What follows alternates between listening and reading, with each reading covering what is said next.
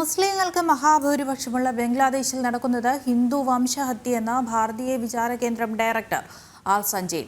അവശേഷിക്കുന്ന മറ്റു മതവിഭാഗങ്ങളെ ഭയപ്പെടുത്തി പലായനം ചെയ്യാൻ സാഹചര്യം സൃഷ്ടിക്കുകയാണ് ഇസ്ലാമിക തീവ്രവാദികളുടെ ഗൂഢലക്ഷ്യം.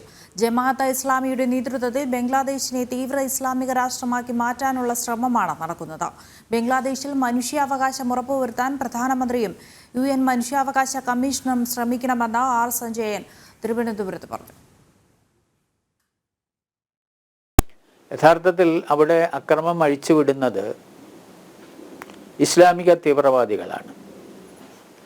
ജമാഅത്തെ ഇസ്ലാമിയെ പോലുള്ള ശക്തികൾ ഭാരത വിരുദ്ധ പ്രവർത്തനങ്ങളിൽ ഏർപ്പെടുന്നവരാണ് എന്ന് എല്ലാവർക്കും അറിയുന്ന കാര്യമാണ്. അവർക്ക് ചില ലക്ഷ്യങ്ങളുണ്ട്. ഒന്ന്, അവിടെ നിലവിലുള്ള ഭരണഘടന അതിനെ അട്ടിമറിച്ച് ഇസ്ലാമിക ഭരണം അവിടെ സ്ഥാപിക്കണം. മറ്റൊന്ന്, ഈ ന്യൂനപക്ഷ വിഭാഗങ്ങളെ, മഹാഭൂരിപക്ഷം മുസ്ലിങ്ങൾ താമസിക്കുന്ന ഒരു രാജ്യത്ത് വളരെ നാമമാത്രമായ സംഖ്യയിലുള്ള ഈ ന്യൂനപക്ഷങ്ങളെ അവിടെ നിന്ന് ഭയപ്പെടുത്തി പലായനം ചെയ്യിക്കുക എന്നതാണ് അവരുടെ മറ്റൊരു ഗൂഢലക്ഷ്യം. ഇത്തരം ശക്തികൾ ന്യൂനപക്ഷങ്ങൾക്ക് നേരെ നടത്തുന്ന ആക്രമണങ്ങളെ നിയന്ത്രിക്കാൻ അവിടുത്തെ സർക്കാർ പരാജയപ്പെട്ടിരിക്കുകയാണ്. യഥാർത്ഥത്തിൽ ഈ ജനങ്ങൾ ആ രാജ്യത്തിലെ പൗരന്മാരാണ്.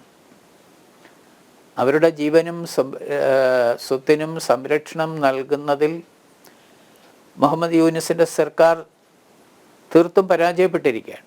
അതുകൊണ്ട് ഈ വിഷയത്തിൽ ഭാരത സർക്കാരും ഐക്യരാഷ്ട്ര സംഘടനയുടെ ഹ്യൂമൻ റൈറ്റ്സ് കൗൺസിലും മനുഷ്യാവകാശ കൗൺസിലും ഇക്കാര്യത്തിൽ അടിയന്തരമായി ഇടപെട്ട് ഹിന്ദുക്കൾക്കെതിരെയുള്ള ആക്രമണങ്ങൾ അവസാനിപ്പിക്കണം.